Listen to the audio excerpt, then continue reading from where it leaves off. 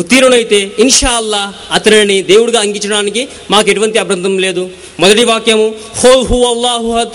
వారితో చెప్పండి, అల్లాహ్ ఒక్కడే, అద్వితీయుడు. యేసు ఒక్కడేనా? యేసు నేను దేవుడు అని తన సొంత వాక్యాల్లో నేను దేవుడు, నేను లేకపోతే నన్ను ఆరాధించమని ఏ బైబిల్లోనూ చెప్పలేదు. ప్రొటెస్టెంట్లు చదివే 66 పుస్తకాలున్న బైబిల్లే కానీ, లేకపోతే ఏ బైబిల్లో కూడా, ప్రొటెస్టెంట్ బైబిల్ కానీ లేక కేథలిక్ బైబిల్ కానీ, ఏ ప్రపంచంలోని ఏ బైబిల్లో కూడా నేనే దేవుడు అని యేసు ఎక్కడా చెప్పలేదు తన సొంత మాటల్లో. ఇంకా యేసు ఒకటే కాదు, ఒకవేళ క్రైస్తవ సోదరులు లేదు యేసు దేవుడే అన్నాడు అని ఆ భావంతో మనం ఏకవించినా, మన భారతదేశంలోనే, మన ఆంధ్ర రాష్ట్రంలోనే ఎంతోమంది పురుషులు, ఎంతోమంది ప్రజలు, మానవులు మేము కూడా దేవుళ్ళమే, మేము భగవంతుని అవతారమే అంటారు. యేసు ఒక్కడే కాదు. హు అల్లాహు అహద్. వారితో చెప్పండి, అల్లాహ్ ఒక్కడే, అద్వితీయుడు. రెండవది అల్లాహు సమద్. అల్లాహ్ నిరాపేక్షపరుడు, ఎవరి ఆధారము, ఎవరి అక్కర లేనివాడు.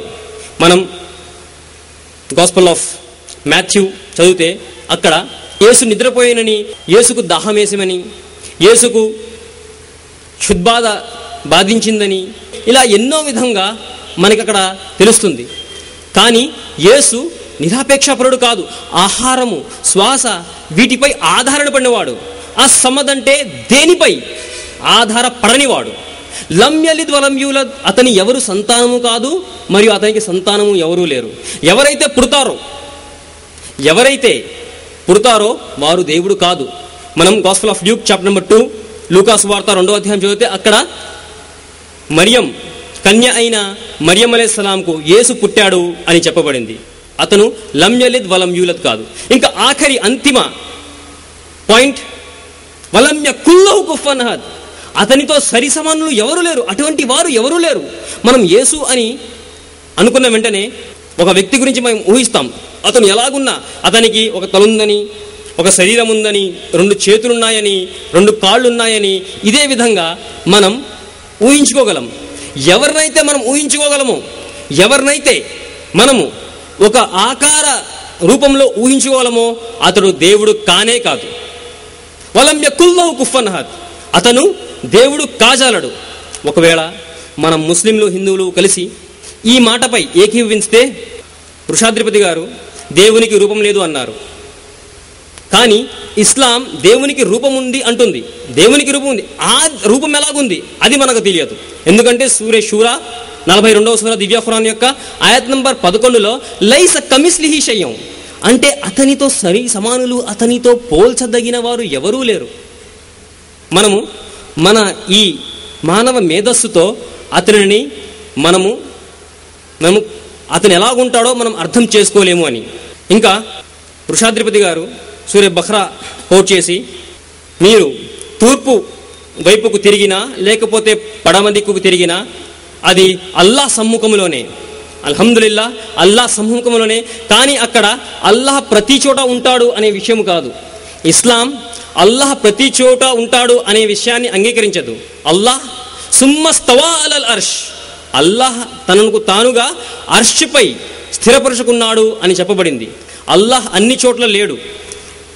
ఎందు గలడందు లేడన్న సందేహము వలదు, ఎందెందు వెతికిన అందందు గలడు అనే సిద్ధాంతాన్ని ఇస్లాం విశ్వసించదు. కానీ ఇస్లాం ఏం విశ్వసిస్తుందంటే అల్లాహ్ యొక్క జ్ఞానము అన్ని చోట్ల వ్యాప్తి చెంది ఉంది.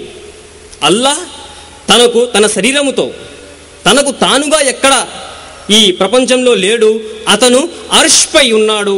కానీ అతని జ్ఞానము ప్రతి చోట వ్యాప్తి చెందింది అని అక్కడ తెలుపబడింది.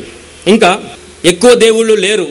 ఒకవేళ దేవుళ్ళు ఎంతోమంది ఉంటే వారు పరస్పరంగా కోట్లాడుకునేవారు.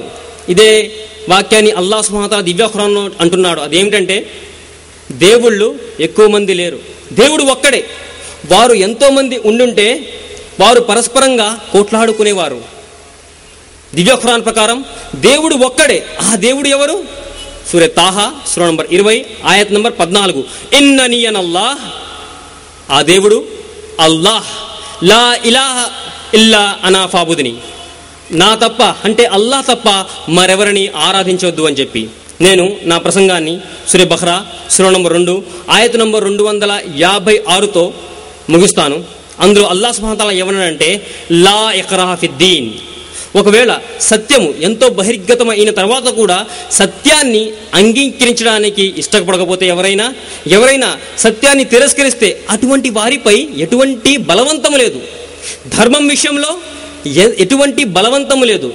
ఖత్తబయ్యన రుష్ద్ మినల్ గై, సత్యవాక్కు అసత్యవాక్కు నుండి ప్రస్ఫుటం చేయబడింది. వాఖిరు దావానా అనిల్ హమ్దులిల్లాహి రబ్బిల్ ఆలమీన్.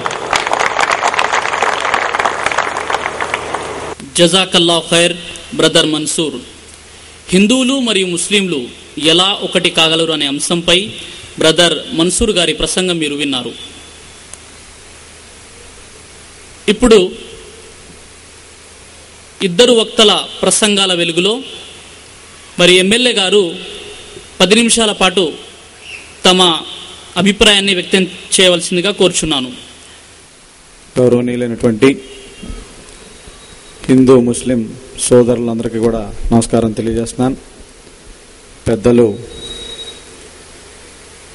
ఉషాద్రిపతి గారు, బ్రదర్ మన్సూర్ గారు, సిరాజ్ గారు, బ్రదర్ షఫీ గారు, అలాగే మన చైర్పర్సన్ నుండి జోయం గారు, అనేక విద్యాదాత అయినటువంటి షరీఫ్ గారు, సోదరుడు వైస్ చైర్మన్ అయినటువంటి గుప్తా గారు, ఇక్కడికి వచ్చినటువంటి ముస్లిం సోదరీమణులకి సోదరులకి అందరికి కూడా నమస్కారం తెలియజేస్తూ, పెద్దలందరికీ కూడా కేవలం నేను ఇక్కడికి వచ్చింది మాత్రం సోదరులు వచ్చి హిందూ ముస్లింలందరూ కూడా ఐక్యంగా ఉండాలి, దాని మీద ఒక సదస్సు జరుపుతాం రండి అని అడిగారు. ఏదైనా సరే అందరూ కలిసిపోవటానికి ఎంత దూరమైనా మనం వెళ్ళాలనే ఉద్దేశంతో కేవలం ఇక్కడికి వచ్చాం. ఏ మతం ఎక్కువ ఏ మతం తక్కువ అనే దాని మీద మాత్రం నాకు దాని గురించి క్షుణ్ణంగా అంత లోతుగా తెలీదు. కేవలం నేను వచ్చిన కారణం మాత్రం ఇక్కడ అందరూ కూడా పరస్పరం మనం అందరం కూడా ఒకే చాట మెలుగుతుంటాం, ఒకే చాట కలిసి ఉంటాం, అందరం కూడా ఒకే మనుషులం గనక వేరే కోపాలు మనుషులకి అందరికీ 2 కాళ్ళు 2 చేతులే ఉన్నాయి.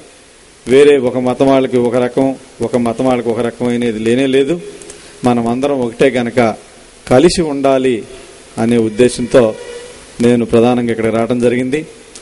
దీని మీద లోతుగా క్షుణ్ణంగా తెలియాలంటే పెద్దలు ఉషాధిపతి గారికి కానీ మన్సూద్ గారు కానీ వాళ్ళకి తెలియాల్సిందే కానీ నాకు తెలీదు. నేను కేవలం మనం అందరం కలిసి ఉండాలి బాయ్ అనే ఉద్దేశంతో ఇక్కడ రావడం జరిగింది. ఇక్కడ ఒకే మతం ఒకే కులం అందరూ ఒకటే.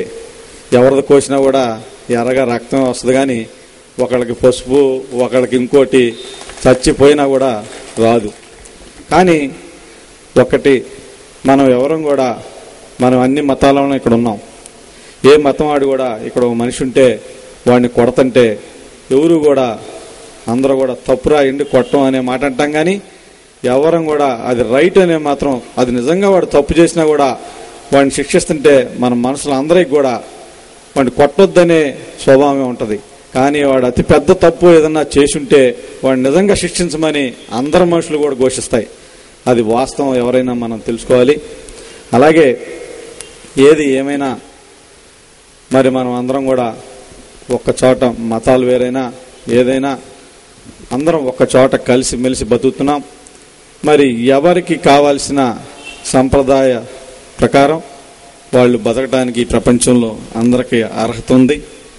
ఆ అర్హత ప్రకారం మనం అందరం కూడా ఏదైతే ఖురాన్లో ఉన్నాయి అట్లాగే మత గ్రంథాలు దేంట్లో ఉన్నా సరే వాటిలో ఉండే మంచిని వరకు మనం తీసుకున్నాం. మరి ప్రతి దాంట్లో ముస్లిం సోదరుల్ని మేము ఎప్పుడు కూడా ఒకటి అనుకుంటాం,